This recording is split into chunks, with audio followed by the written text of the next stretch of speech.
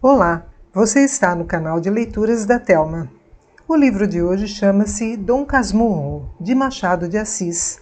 Narração, Thelma Schinkerman. Parte 12.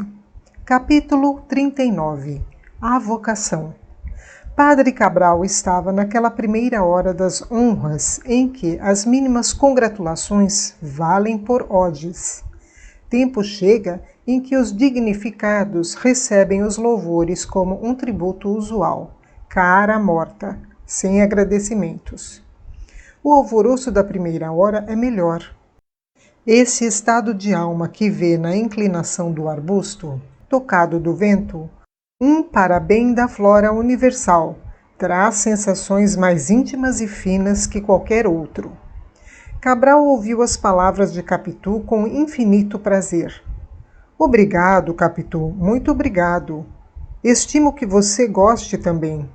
Papai está bom? E mamãe? A você não se pergunta. Essa cara é mesmo de quem vende saúde. E como vamos de rezas? A todas as perguntas, Capitu ia respondendo prontamente e bem. Trazia um vestidinho melhor e os sapatos de sair. Não entrou com a familiaridade do costume. Deteve-se um instante à porta da sala, antes de ir beijar a mão à minha mãe e ao padre. Como desse a este 2 vezes em 5 minutos o título de protonotário, José Dias, para se desforrar da concorrência, fez um pequeno discurso em honra, abre aspas, ao coração paternal e augustíssimo de Pio IX, fecha aspas. Você é um grande prosa, disse tio Cosme quando ele acabou. José Dias sorriu sem vexame. Padre Cabral confirmou os louvores do agregado, sem os seus superlativos, ao que este acrescentou que o cardeal Mastai evidentemente fora talhado para a tiara desde o princípio dos tempos. E, piscando-me o olho, concluiu: a vocação é tudo. O estado eclesiástico é perfeitíssimo, contanto que o sacerdote venha já destinado do berço. Não havendo vocação, falo de vocação sincera e real. Um jovem pode muito bem estudar as letras humanas, que também são úteis e honradas. Padre Cabral retorquia: a vocação é muito, mas o poder de Deus é soberano. Um homem pode não ter gosto à igreja e até persegui-la. E um dia a voz de Deus lhe fala, e ele sai apóstolo. Veja São Paulo. Não contesto, mas o que eu digo é outra coisa. O que eu digo é que se pode muito bem servir a Deus sem ser padre, cá fora. Pode-se ou não se pode? Pode-se. Pois então, exclamou José Dias triunfalmente, olhando em volta de si. Sem vocação é que não há bom padre, e em qualquer profissão liberal se serve a Deus, como todos devemos. Perfeitamente, mas a vocação não é só do berço que se traz. Homem, é a melhor. Um moço sem gosto nenhum à vida eclesiástica pode acabar por ser muito bom padre. Tudo é que Deus o determine. Não me quero dar por modelo, mas aqui estou eu, que nasci com a vocação da medicina. Meu padrinho, que era coadjutor de Santa Rita, teimou com meu pai para que me metesse no seminário. E meu pai cedeu. Pois, senhor, tomei tal gosto aos estudos e à companhia dos padres que acabei ordenando-me. Mas suponha que não acontecia assim, e que eu não mudava de vocação. O que é que acontecia? Tinha estudado no seminário algumas matérias que é bom saber e são sempre melhor ensinadas naquelas casas. Prima Justina interveio. Como? Então pode-se entrar para o seminário e não sair padre? Padre Cabral respondeu que sim, que se podia, e, voltando-se para mim, falou da minha vocação, que era manifesta.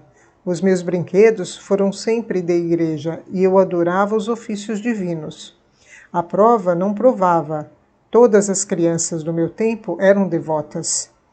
Cabral acrescentou que o reitor de São José, a quem contara ultimamente a promessa de minha mãe, tinha o meu nascimento por milagre. Ele era da mesma opinião. Capitu, cozida às saias de minha mãe, Não atendia aos olhos ansiosos que eu lhe mandava. Também não parecia escutar a conversação sobre o seminário e suas consequências. E, aliás, decorou o principal, como vinha saber depois. 2 vezes fui à janela, esperando que ela fosse também, e ficássemos à vontade, sozinhos, até acabar o mundo, se acabasse. Mas Capitu não apareceu. Não deixou minha mãe, senão para ir embora. Eram ave-marias. Despediu-se. Vai com ela, Bentinho, disse minha mãe. Não precisa não, dona Glória, acudiu ela rindo. Eu sei o caminho. Adeus, senhor protonotário. Adeus, Capitu. Tendo dado um passo no sentido de atravessar a sala, é claro que o meu dever, o meu gosto, todos os impulsos da idade e da ocasião eram atravessá-la de todo, seguir a vizinha corredor fora, descer à chácara, entrar no quintal, dar-lhe terceiro beijo e despedir-me. Não me importou a recusa, que cuidei simulada, e enfiei pelo corredor. Mas Capitu, que ia depressa, estacou e fez-me sinal que voltasse. Não obedeci, cheguei-me a ela. Não venha não, amanhã falaremos. Mas eu queria dizer a você... Amanhã. Escuta. Fica. Falava baixinho. Pegou-me na mão e pôs o dedo na boca. Uma preta, que veio de dentro acender o lampião do corredor, vendo-nos naquela atitude quase às escuras, riu de simpatia e murmurou, em tom que ouvíssemos, alguma coisa que não entendi bem nem mal. Capitu segredou-me que a escrava desconfiara e ia talvez contar às outras. Novamente me intimou que ficasse e retirou-se. Eu deixei-me estar parado, pregado, agarrado ao chão. Capítulo 40. Uma égua. Ficando só, refleti algum tempo e tive uma fantasia. Já conheceis as minhas fantasias. Contei-vos a da visita imperial. Disse-vos a desta casa do Engenho Novo, reproduzindo a de Mata-Cavalos. A imaginação foi a companheira de toda a minha existência, viva, rápida, inquieta, alguma vez tímida e amiga de empacar. As mais delas capaz de engolir campanhas e campanhas, correndo. Creio haver lido em Tácito que as éguas íberas concebiam pelo vento. Se não foi nele, foi noutro autor antigo, que entendeu guardar essa crendice de seus livros. Nesse particular, a minha imaginação era uma grande égua íbera. A menor brisa lhe dava um potro, que saía logo o cavalo de Alexandre.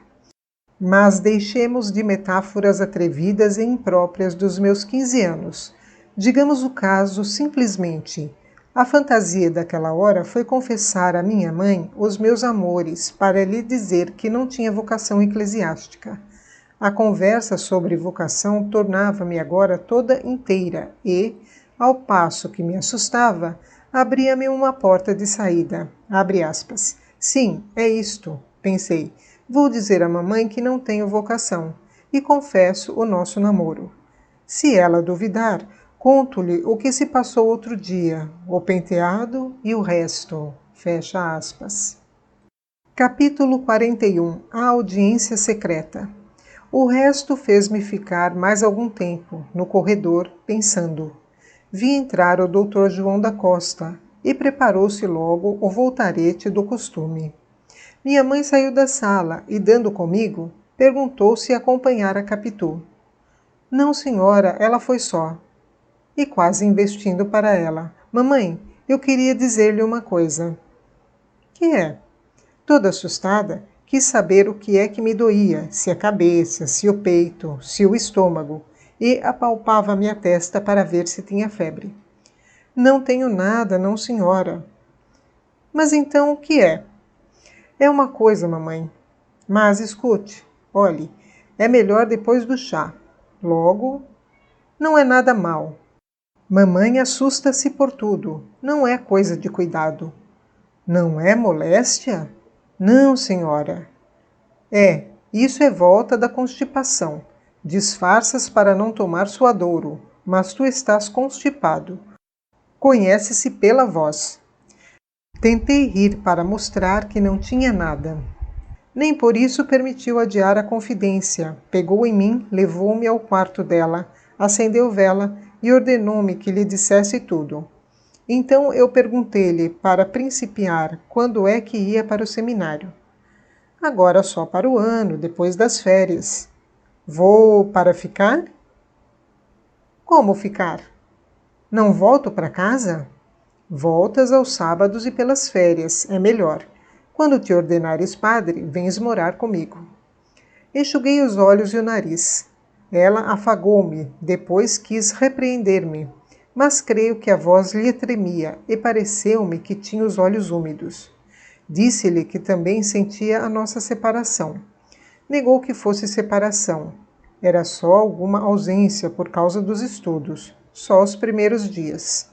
Em pouco tempo, eu me acostumaria aos companheiros e aos mestres, e acabaria gostando de viver com eles. Eu só gosto de mamãe. Não houve cálculo nesta palavra, mas estimei dizê-la, por fazer crer que ela era a minha única afeição.